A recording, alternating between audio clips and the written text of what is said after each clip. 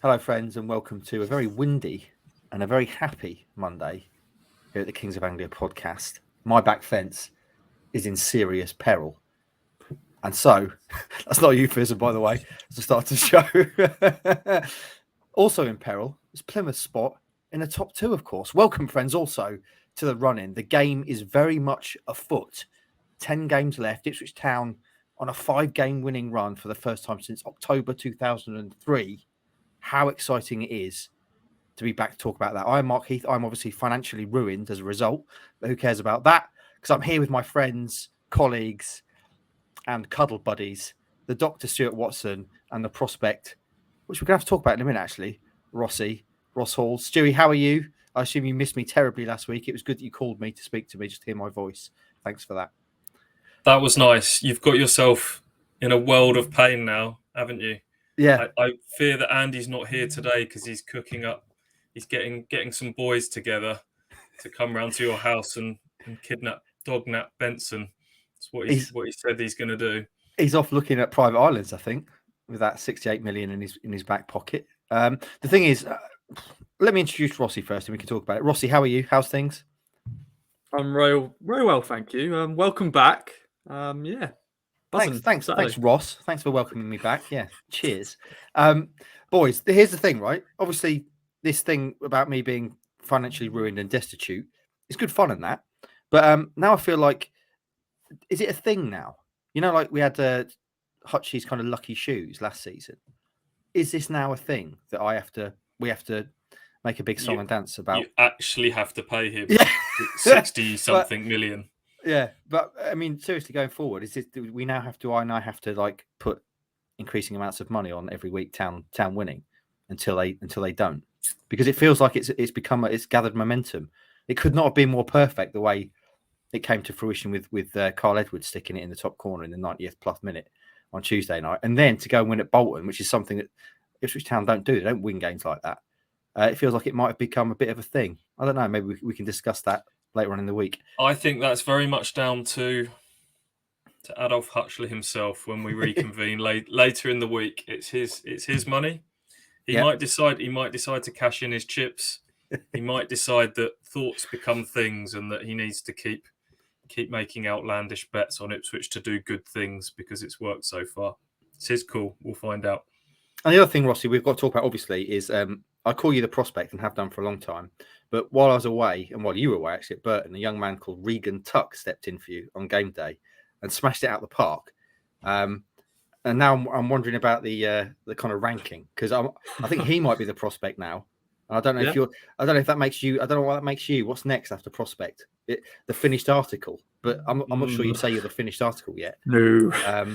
How did you feel about Regan? Because obviously he's younger, he's taller. I'm led to believe he did everything in one take. I mean, you feeling a bit threatened there, Rossi?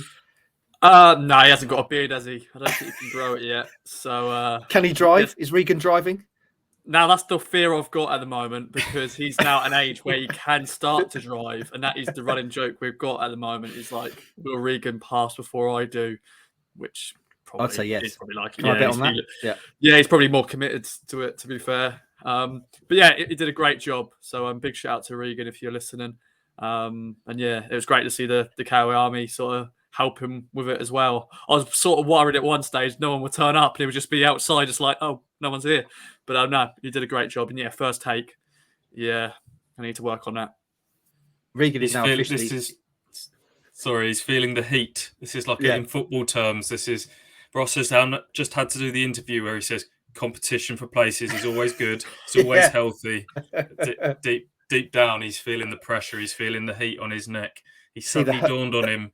He's not a young player anymore. All of a sudden, you've been called a young player, a prospect for all these years. Oh, I don't know if I can be categorised that anymore. There's young blood coming through. Has Rossi become complacent? That's the thing. Is he the Hurst or Ladapo, Ross, surging through with a great debut? Well, what happened on Tuesday, my mic had a mayor in the intros and team news, and I'm like, oh, God, this is not a good start. And then, luckily, I think it was a good game day on Saturday.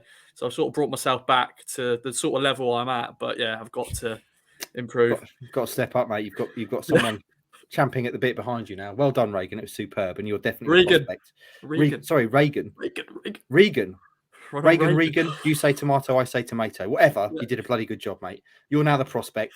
Rossi is TBD. We'll come up with another term for him. One minute you're the prospect, the next minute you're turning 30 and getting written off by younger people like you, Ross. So it comes down the track quicker than you can imagine. Don't you worry. Yep.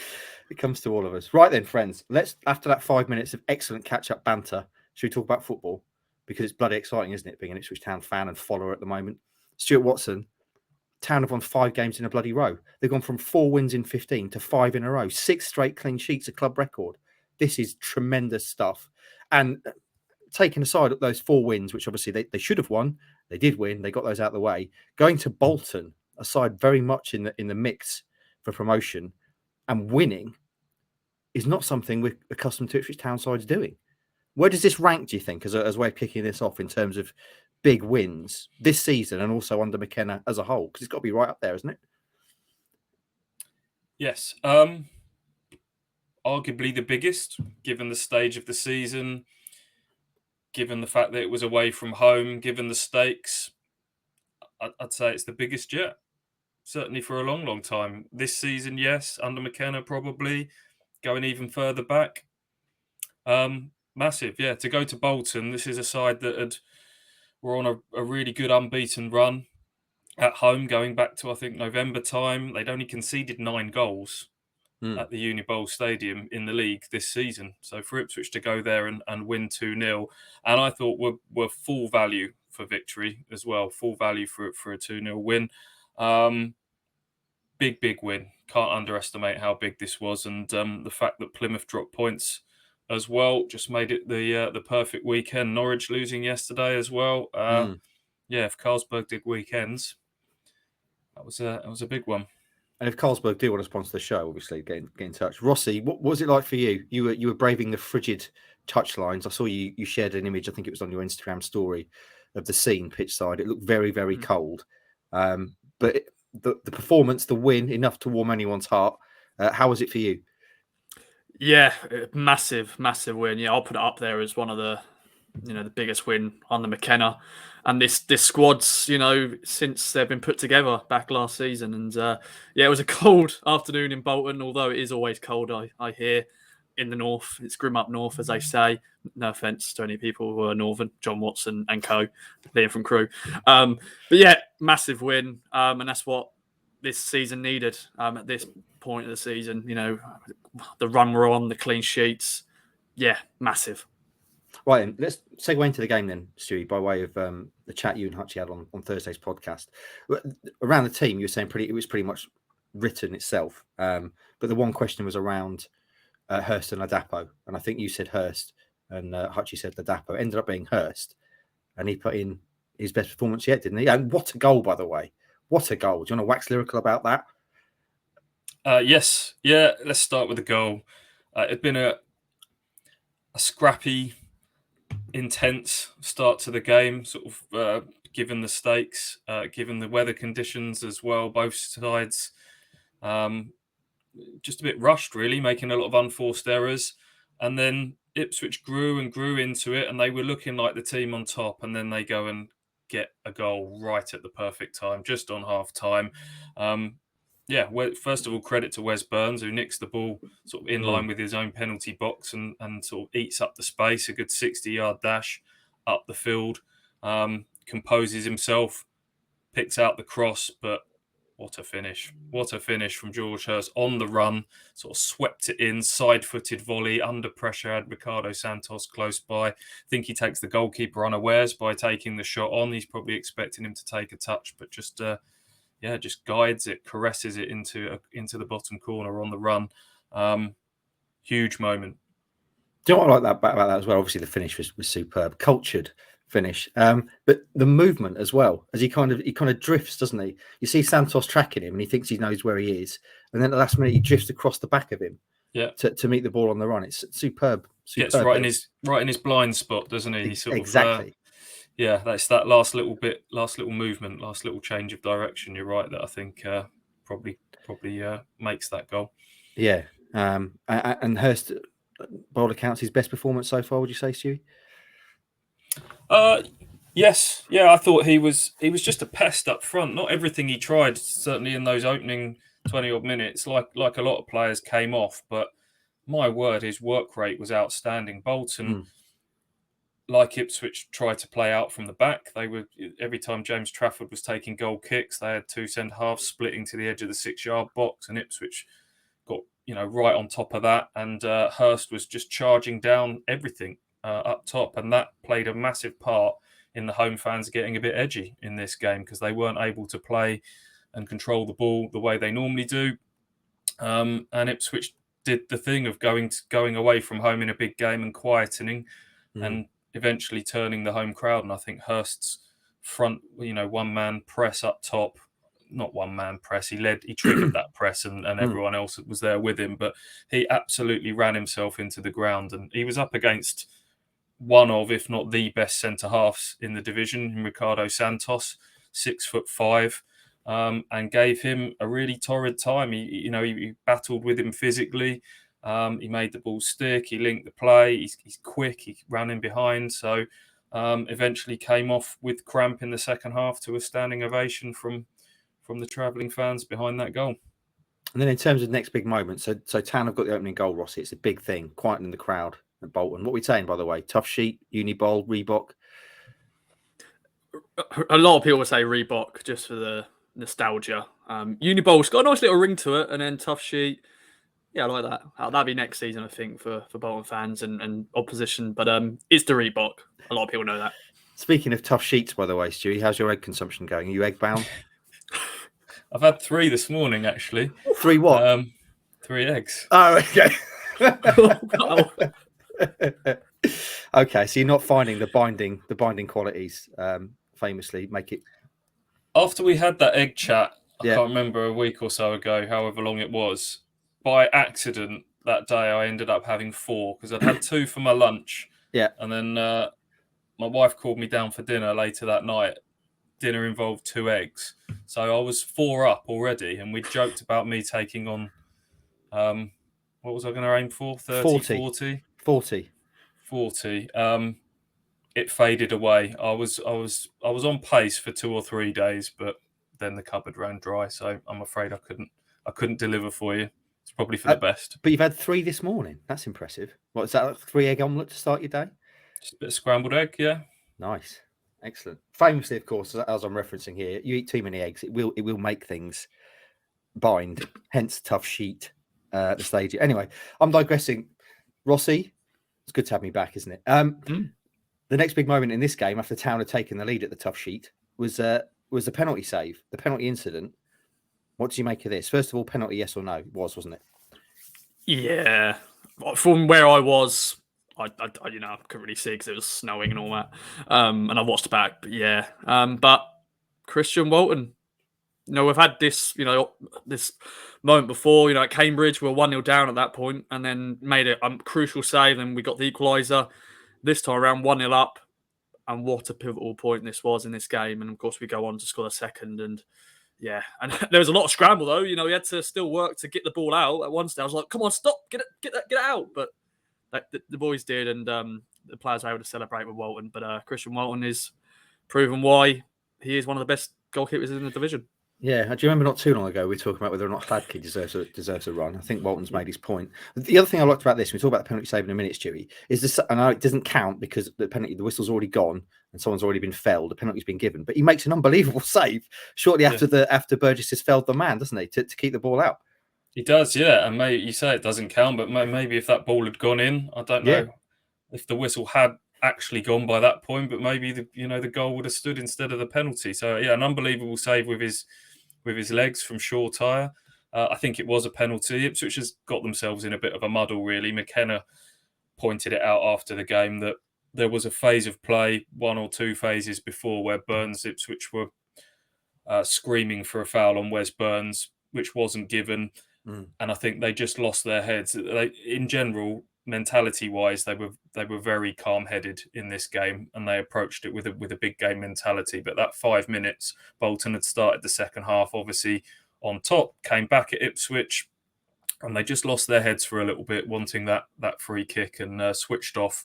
Bolton had a corner, pressure stayed on, worked the ball into the box, and I think it was Berger couldn't do much. He was just on the scene, but a combination of sort of Davis halting Bradley, and he jumps up and goes over Burgess's leg, and it's a penalty. But Christian Walton to the rescue again. That was a good save. I wouldn't say it was a bad penalty. I've seen better penalties, but he certainly didn't fluff it, did he?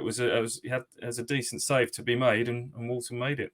There's a brilliant slow motion clip that the club shared on social media yesterday of Charles running up, and just at the last minute, as Charles is either beginning his run up or kind of midway through it, Walton jumps up and touches the crossbar, and in slow motion you can see what an impact that has, because it makes the whole frame shake, which for a penalty taker, that's got to be quite off-putting. And not to mention the fact you've got a 6'5" string bean of a goalkeeper in front of you as well, who is something of a penalty saver. In slow motion, it looks so sexy, Stu. It was one of those things I love watching. Also seeing the fans behind the goal as well. Picking a fan and watching them. I love the psychology of penalties. I think Walton got booked for coming out and kind of scuffing the spot and trying to delay things. Then Connor Chaplin was in the ref's ear, trying to tell him the ball wasn't properly on the spot. The psychology of the goalkeeper trying to make the goal look as small as possible, spreading their arms, hitting the crossbar. So much goes into that little 12-yard duel, doesn't it? It's the timing of it, though, that when he decides to actually make the bar shake, I'm sure it's either just as Charles starts his run-up or as he's looking up on the run-up. So it's like a visual thing for him. You've obviously got loads of things going through your head as the kick taker, but then to see the goal shake like that, and it really does come out in slow motion. Yeah, I don't think it helped that they had a bit of an argument over who was going to take it as well. You always feel a bit more confident when there's two players kind of arguing over who's going to take it. Adebayo had the ball in his hands and looked not too happy at all when Dion Charles kind of took it off of him. I think that played into Ipswich's hands as well. Rossi, you've unmuted yourself. Does that mean you want to say something? Yeah, as you know, I'm a polite young man, so I didn't want to come in. But of course, Bolton scored against us at Porton Road, via penalty. So maybe the Morley should have took it because he scored the one at Porton Road. But 2 games against Bolton, 2 penalties against him. I think Leif Davis was part of that weekend. He was the one who fouled the player at home. But crucial moment. Everett, after the game, he wasn't very complimentary about his side. He says we weren't very good, essentially. But he said that was a very draining moment for them, because clearly it would be. And also, he refers, we should go back talking about Christian Walton, made a really good save early in the game, didn't he, Stewie? From, was it Connor Bradley? Bursting through down the right. So, during that sort of scrappy early exchanges, that was the one moment where someone sort of burst through. Connor Bradley, Davis just sort of gave the ball away high up the field, and Bradley got in down that right-hand side, knocked it one side of Burgess, ran the other, and Walton had to make a smart stop at his near post to keep the ball out. So, it feels a long time ago that we were talking about, potential changes in goal, and it feels a long time ago that we were kind of picking the bones out of Ipswich's run of, after Valentine's Day, 0-0 at Bristol Rovers. Why aren't they winning games anymore? Stuck in mid-table form, might even drop out the playoffs at this rate. And here we are 5 games later. Things can change very quickly in football. That's the beauty of the game, though, isn't it? Football, bloody hell. And then Cameron Burgess makes up for giving away the penalty. Not that it actually can in the end. With, as Ross, if you're not watching, is just illustrated, a thumping missile of a header, which had the beautiful diagonal trajectory, which I enjoy in a header. Rossi, what a header! Oh, I know Stu loves it, but I love those sort of goals as well. Bullet header, bully header, whatever you want to call it. And sometimes that is what football is. Just simple. Just get the ball in the box. Get a big man header. Bolton, they defended poorly on that one. They should have done better. But Cameron Burgess, great header. Great celebrations. Sadly, the town fans right up in the top tier. So, of course, they were trying to celebrate, but they were like, yeah. But great goal. And set pieces, man, this season. Oh, town. They've improved and improved. Leif Davis and co. Love it. Do you remember, Ross, at the start of the season, we went in to speak to, I think it was after the first game, we went in to speak to Scott, what's his name? Scott Paul, was it? Something to do with about the big screen and the issues they had with that. And we sat in McKenna's office, and on McKenna's desk, there was a folder which said set plays.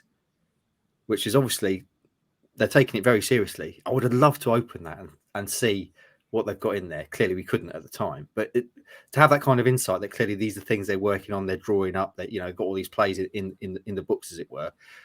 Because Stu says that the set play, they're approaching prolific levels. What was the stat? Was it 21% of their goals this season have come from? No, it's more. It's 21 of their goals have been from set pieces, but that accounts for 30%. So nearly a third of their goals have come from set pieces. So Kieran McKenna talked about this game being a real development marker for how far his side have come. Ipswich went to Bolton in the early stages of McKenna's management and lost 2-0 quite comfortably. And it was around that time, I think, that McKenna did his first fans forum, and he was asked about the set piece record being so poor. Ipswich had gone, I don't remember the stat, 20, 30 plus games without a goal from set pieces, and we were at the stage where fans were chanting sarcastically about we're going to score from a corner whenever they got one, because they just never looked like scoring from them. And McKenna answered the fan that night and said, you're 100% right to bring that up. And he knew the stats off the top of his head that X% of goals come from set pieces in the game, and particularly in League One, it's even higher. And to get out of this league, it's borderline impossible to do that with our record and set pieces. Fast forward, and Ipswich are the division's best side from set pieces. And as Ross says, sometimes the simple goals are the best ones, just a corner and a bullet header. I note that Ross's picture, your picture of the goal, which you had sort of the behind the goal angle, which shows how bad the Bolton marking was. There's Bolton players kind of marking each other and no one's near Burgess, has been kind of seized upon by Bolton fans who are not too happy about how their side defended it. But from an Ipswich point of view, lovely stuff. And Stu, as a card-carrying member of the centre-back club, you must have absolutely loved that. Were you up, shirt over your head? Yes, come on. Yeah, I think a bullet header from a centre half adds a little bit of extra to it as well. I want it to come from a big centre half. And everything about the sort of, Ross says, the scenes afterwards, the fact that the Ipswich fans were up high in that stand, which, let's be honest, when any club does that, that's proper shithousery, isn't it? When you put away fans right up in the top tier, when you've got a completely empty bottom tier below, that winds me up a little bit. That kind of, I know they're trying to do it to get a bit of marginal gains and help their own team out. Fair enough, I suppose, but it always feels a bit mean, and it feels like it takes away a little bit from the atmosphere. But what it meant was, when that goal went in, you had this kind of, all the players kind of gazing up to the heavens, which kind of added to the sort of the imagery of it. Yeah. It made it, almost religious connotations of them sort of gazing up high sort of thing. If you watch it back, Luke Wolfenden absolutely boots the post in sort of celebration. We talked about him shaking the post to death a few weeks ago when he had that goal line clearance at Bristol Rovers. This time he just gives it a good welly on the way past. Players, jumping on top of each other. It was just one of those moments that's going to live long in the memory. That. And then Rossi, 2 goals up, and it could have been more, couldn't it? They could have maybe had a third or a fourth. Yeah, a couple of chances. It was our team performance, but players that came off came on. Marcus Harness had a very good chance. Probably should have scored it, but they saw it out. But as you said, could have made it 3-4-0. And that is just what I wanted to see. I didn't want us to go 2-0 up and then out of nowhere Bolton gets a goal back and you think, oh, here we go, squeaky bum time, and they go and score an equaliser late on, which sadly we've seen this season. Sheffield Wednesday is the big one, 2-0 up against them, and then we 2-2 and all that jazz, offsides. But they did it. They got the win, and that's another clean sheet, club record. Yeah, it just shows this team can do it against, because we haven't been able to beat a top 6 side since the Derby game. Massive win. This is a totally different vibe to the Derby game, though, isn't it? Derby's at home, and Derby weren't the Derby team they are now back then. Whereas this was going away to Bolton, as Stu said earlier, a side that don't concede goals at home, a side that until not too long ago were an absolute unstoppable force, a runaway train. This is absolutely massive. Stu, is there anything else you want to wax lyrical about around the game? Any players to pick out, anything like that? I thought both Morsey and Luongo played with incredible discipline in this game. Luongo got booked just before half-time where he had to kind of take someone out as they tried to sort of reply to the goal quite quickly. And then you had both your central midfielders walking a disciplinary tightrope. Morsey obviously has been on the 9 booking situation for a while. Luongo on 1. Thought those two managed things really well. That was a proper captain's display from Morsey in terms of if you watch him in the moments where the ball's dead, he's constantly cajoling and organising and sort of keeping on top of his teammates. But to a man, they just worked really hard. You don't go away to Bolton and win 2-0 without everybody playing their part, including the subs as well. As Ross says, sort of Harness came on and Ladapo as well. Donatian was involved in the build-up to the corner that led to the goal. Harness as well. So, yeah, everyone sort of played their part in this game. From 10 points back to 2, it feels like game on with 10 to go.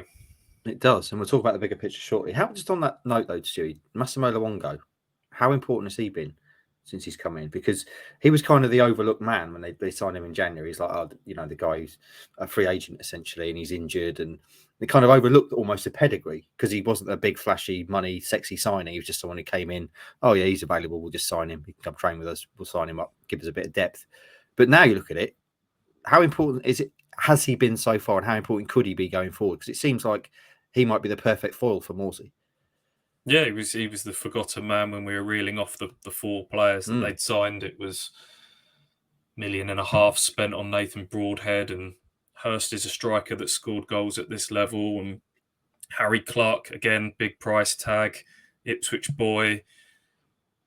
Oh, yeah, and we've signed Luongo as well on a free transfer, because free transfers are never as sexy. I know he's been let go by Middlesbrough and he's not played in the first half of the season. He's got an injury thing, and even in his interview, he said, if I play 1 minute, I play 1 minute. That's kind of, he came to the club with that sort of mentality. But that is going to look like a massive signing. Now, if they hadn't have done that, Ipswich would have been in trouble with the Lee Evans injury. And we keep saying it, Cameron Humphreys has done remarkable for a young man this season, but to have asked him to play week in, week out in this scenario would have been a huge ask. And given the situation that Sam Morsey is in, Luongo, I think, has really helped sort of take some of the heat off him from a sort of a physical and tenacious point of view in the team. And during that first sort of 20, 30 minutes of this game, he was the one that was kind of getting stuck in and making tackles and stuff like that. So, he's been a huge addition. And, of course, there's another bit of backup now with Dominic Ball, who was back on the bench, which was a major surprise. That came completely out of the blue when I spoke to McKenna last week. He was asked about sort of Dominic Ball, might he get some minutes for the 21s? Ipswich had been due to play Birmingham at Playford Road on Friday. That got called off because of the weather in the end. But McKenna said, well, maybe, but we might end up taking him to Bolton, and they did, and he was on the bench. So, don't underestimate his return as well. From just being around the squad as much as getting some minutes. To the extent that when I was looking through the pictures yesterday, Ross, I think it was your set of pictures. You had pictures of Dominic Ball warming up, running it, and I had no idea. I was like, "Who is that?" And now I completely forgot he existed because out of my head, I was like, "He's out for the season." Obviously, I wasn't in touch with what was going on last week, so I was on holiday. But yeah, great to have Dominic Ball back. And Rossi, I just want to finish this particular part of the show by talking about game day. Because obviously it's great to speak to the fans and particularly after a win. But I also want to compliment you and the Sweet Welsh Prince, actually, for handling of what could have been a difficult situation with Bolton fans interjecting at the start and the end. I wasn't sure what way it was going to go at the start because I wasn't quite sure how aggressive the Bolton fan was going to be. But you took it in stride, and then the Sweet Welsh Prince placated him off camera while you carried on interviewing Liam. And then I thought the one at the end was the perfect way to end game day because it was a Bolton fan saying, "You are the best team that has come here this season. I really hope you go up." And it was just as you and the King of the North had strolled off towards the top two.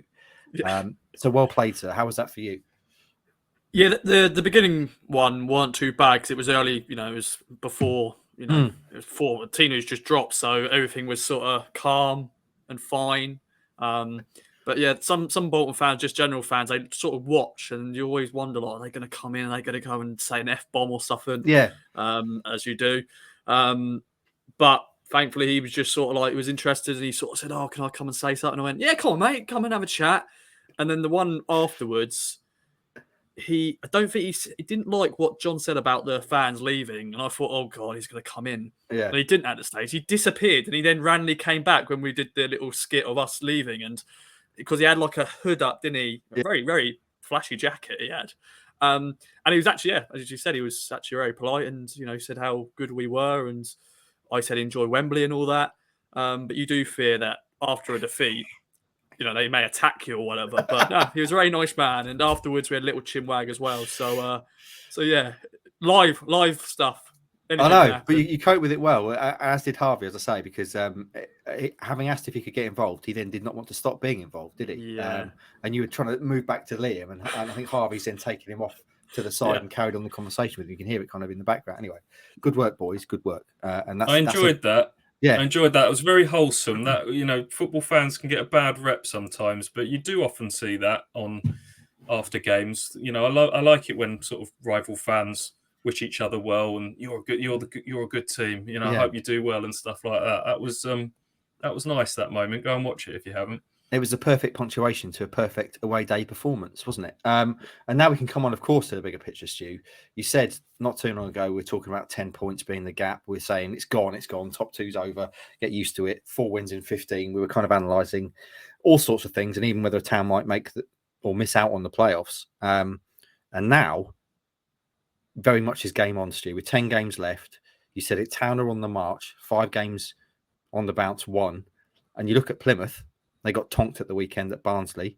The pressure is kind of all on them, isn't it? I know they've got, on paper, a much easier run-in than Town. But they're going to be the ones looking over their shoulders now. And I'm not sure which position I'd rather be in. Well, if you remember, Paul Lambert told us that it's better to be the hunter than the hunted. So I, for one, believe him. I mean, he's played for some big clubs as well, so he knows what he's talking about, to be fair. He has. Never mentioned it. Look, I guess you'd want to be the team that's in second, as much as you kind of want to play the psychology to it. But there's no doubt that everyone around the division is going to be looking at Ipswich's form now. 5 straight wins, the last of which is a victory at Bolton. That's got people sitting up and taking notice. On the flip side of that, you could go a few weeks ago, we were saying Bolton are never going to lose again. Bolton are on a ridiculous run. They've just put 5 goals. They've just won 5-0 in back-to-back games. And here they are now hitting a bit of a sticky patch and they're wobbling and wondering if they might even mess up the playoffs. So it can turn. It does turn. And I'm sure there'll be plenty more twists and turns to come. But I honestly did feel that Ipswich need to stand a chance of the top 2. They needed to eat into that margin at the weekend, given or last week, given the 2 games that Plymouth had. And yeah, it didn't happen on the Tuesday night, but thankfully it did over the weekend. And I think 2 points, that's a 1-game swing and potentially a 1-game swing. So Ipswich are well in the mix, and I'm sure there's going to be a lot more drama to come. 2 points is eminently chaseable, though, isn't it? It's that kind of it being just 1 win. That, as you say, that 1-match swing. It's exciting. I know Plymouth have got Forest Green at home this weekend, so you wouldn't expect them to mess up there, or would you? Rossi, obviously you're the man with the fans. How do you feel like? No, they're going to win that game on this year, as you say. Rossi, how do you reckon the fans are feeling about the chase for the top 2? Because we've said it. I mean, I think we said it on here, but I've seen in game day fans saying that's it, top 2's gone, not too long ago, but now it's right there. Yeah, I'm sure there's some fans who've probably got maybe some egg on their face. I'm just quoting a fan on game day. I'm sure there's some Town fans who are still believing, top 2. Football is football. There's a few who probably go, it's too much going, and it's just 2 points now. I think they're believing. I think they've looked at this squad and gone, okay, we've been able to beat the teams below, but this team can actually beat a top 6 side, a very good top 6 side in Bolton, who are, unbelievable form. So, yeah, I think there's some believing, some who probably go, they've still got the old wounds from the previous years. But I think they're just enjoying a season where we're actually up there. Because the last couple of seasons, or ever since we've been in League One, it's just been this time of the year, we're like, okay, let's get ready for trips to Accrington again and, going to places we've never been before. But they're just probably just excited going into these 10 games, knowing playoffs are there. And then top 2, yeah, bring it on. It's so perfectly poised, isn't it, Stewie? So perfectly poised. These seasons don't come along very often. No. We know that more than most as Ipswich Town fans. So you do have to try and enjoy them. I know it's not easy because there's so much emotions and nerves and anxiety and the old wounds and scars that we keep talking about. But you have got to try and enjoy the ride and enjoy this for what it is, because you wait a long time for these seasons to come along. So, yeah, I think from a psychological point of view, both for fans and players collectively, winning at Bolton was massive because it now gives them the knowledge that they can go and do that, because they went to Sheffield Wednesday, led 2-0, let it slip. Yes, we can go, bless you, Ross. Yes, you can say the equaliser was possibly offside there. And they went to Plymouth and played really well, deserved more. Walton's header hits the bar at the end, but ultimately didn't get anything from that one. And it becomes that sort of shoulda, woulda, coulda, ifs, buts, maybes narrative starts to build after a little while. And you can keep sort of telling yourself, well, the underlying stats are good and Ipswich lead the way with so many good underlying stats in terms of lack of chances against, an amount of chances scored, possession, etc., etc., etc. But you do need to have these big moments that you can call upon in your mind next time. Now, when Ipswich go to Barnsley, when they go to Derby, they'll go there knowing in their minds, we can do this because we have. So I think it was more than just the 3 points at the weekend. It was the statement that not only they made to others, but a statement that they've kind of made to themselves, I think, as well. Yeah, absolutely. Anything else to mention before we move on from the kind of weekend stuff? So you mentioned there the Morsey yellow card thing. Where are we with that? Has he trod the tightrope and has he made it to the end of that? When does I can't remember that runs out? I think he's got to get through Saturday as well. Saturday. I think he's got to get through the Shrewsbury game. Yeah. Yeah. Okay. Cool. All right then. Rossi, should we move on to something completely different, which is the women yesterday? Because we talk about Town having a great win at Bolton. The women also had a good win yesterday, and now they're top of the table, Rossi. Yeah, that is what it looks like at the moment, top of the table. But Oxford, who are actually third, but they've got 2 games in hand. But if they win their games in hand, and they've got a game on Tuesday, so they can go top if they win. But once again, they had a sort of bad start to the season. They lost their opening 2 games, but since then they've gone on to bounce back from that. And yeah, 5 wins, 5 clean sheets in a row, scoring goals for fun. So yeah, very good. Playing some good football on some tough conditions, very tough conditions against a very London Bees. They won 3-0 on Sunday, and London Bees were a very physical side. But Town got the goals. Frag Godfrey, 2 goals for her, and Sarah Brazera Carrera got the third. And Love yeah, that. good win. Yeah, excellent. And how's Blue doing? Because I note while I was away, she returned to action, which I find particularly inspirational, given as I'm about to undergo the same surgery. Yes. So yeah, how's she doing? Was she playing yesterday? Sadly not. She had I think more a smaller like precaution. I think she had a bit of a niggle on the other knee, so not a recovering knee on her other knee. So I think it's just more like, let's just sort of settle her down a little bit. After the last week, the emotions of making a return after 18 months, and definitely with the pitch being what it is, and London Bees being a physical side. But of course, she was there. Big shout out to Blue. We'll mention this on Track the Girls Talk later on. But she bought me some sweets at half time. So some fried eggs and some little pencils, fizzy pencils. So that got me through the second half. Fizzy pencil. I'm not familiar with that. That's a new addition to the fizzy. Well, basically they're red and it's got like white things in the middle. You probably know. Actually, no, they're not pencil cables. They're called cables. Okay. All right. I thought there was a new addition to the fizzy sweet empire there.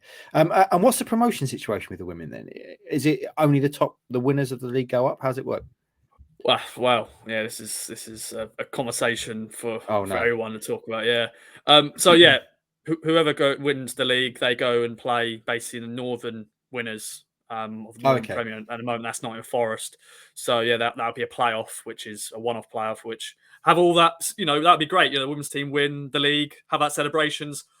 Oh yeah, we've still got to play a playoff to actually win promotion. Of course, Southampton did that last year, and they're in the Championship now. Of course, our rivals from last year. So it's a situation that isn't great, but it's just what it is. So only one team goes up. Only one team goes up. Yeah, only one team. But then, yeah, in our division, we could win the league, as I said. But then you play that team in the Northern and could not go up, even if you've won the league title, which is just crazy. But yeah, they talk about League One being hard to get out of. That's even harder by the sound of it.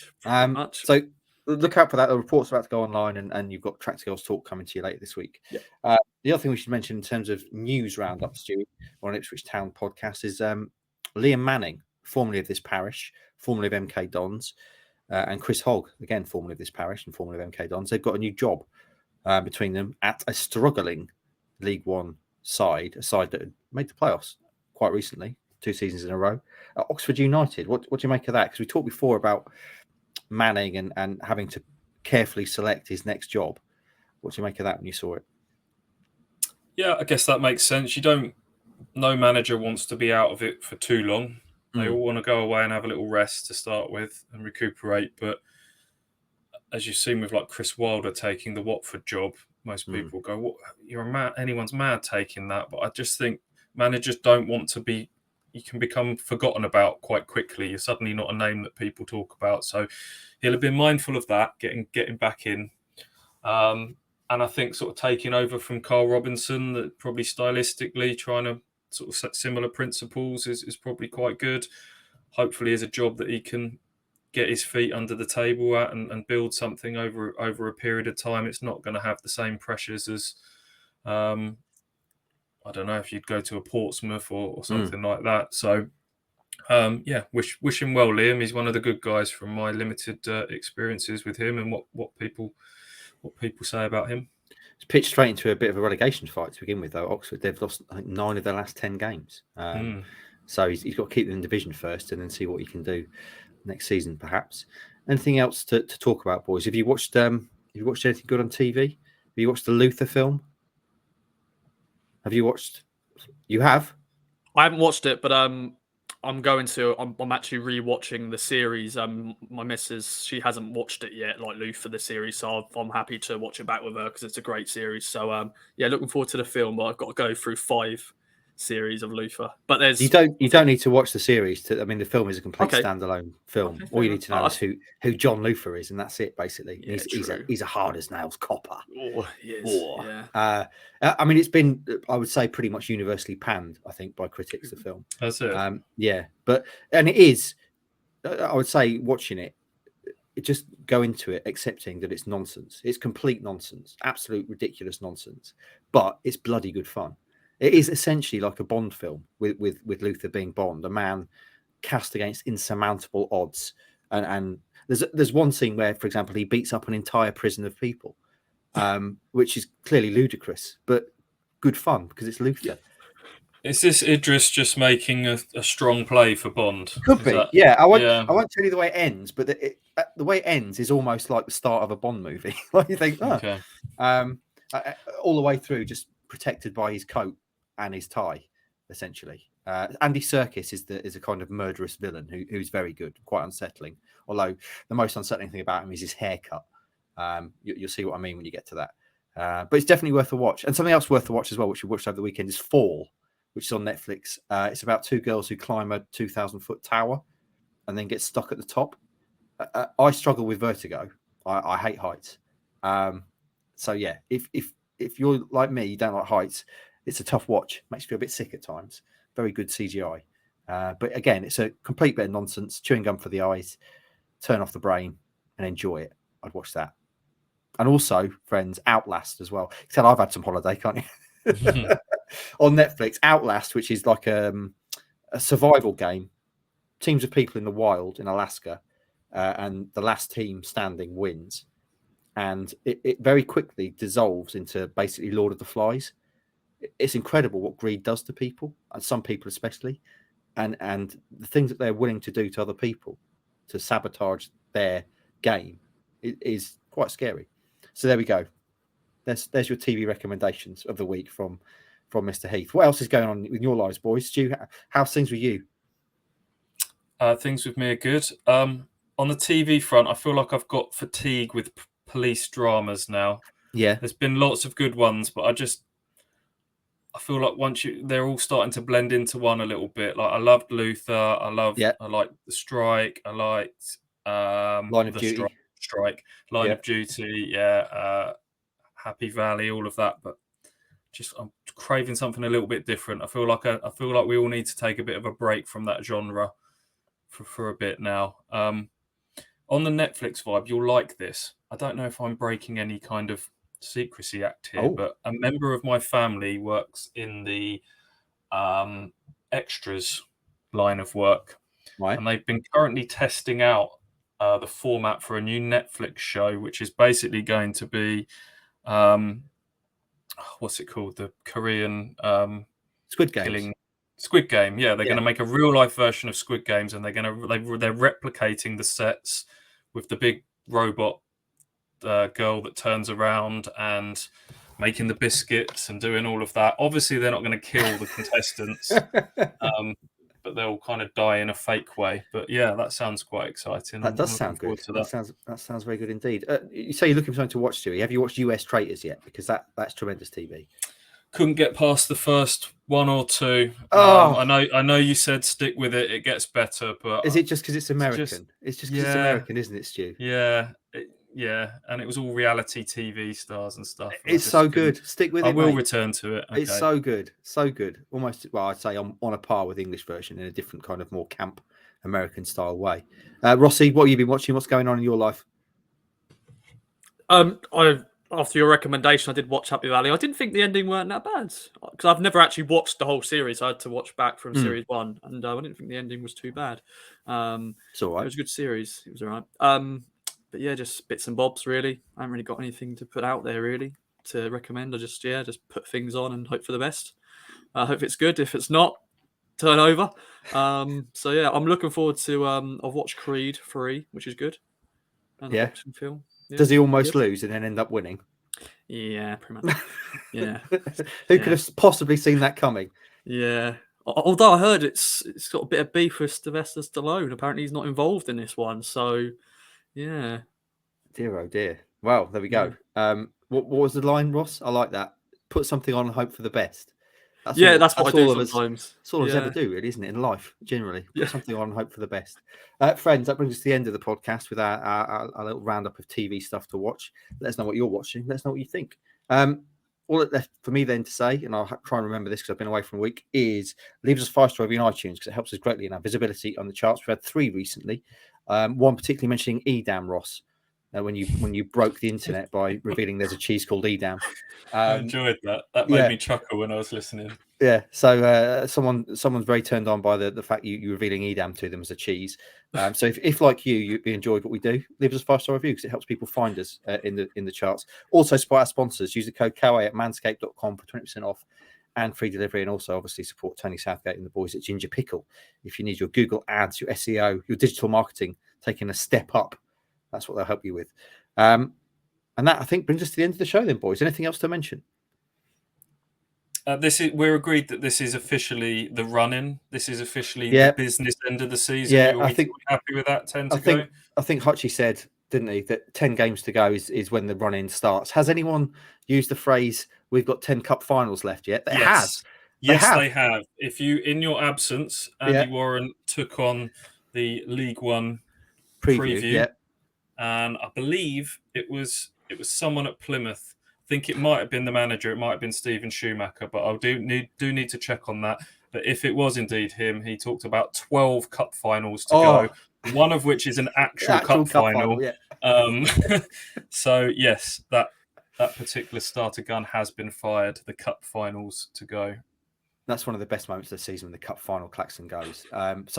We've got 11 cup finals left, plus an actual cup final. Is what you should have said. Friends, hopefully you'll agree that every show here at the Kings of Anglia is a cup final because we bring our all to it. The start of the week has started. This particular show is in the books. Town are on an absolute march. They're on a tear. There's 10 games to go. It's all to play for. The game is afoot. Have a great start to the week.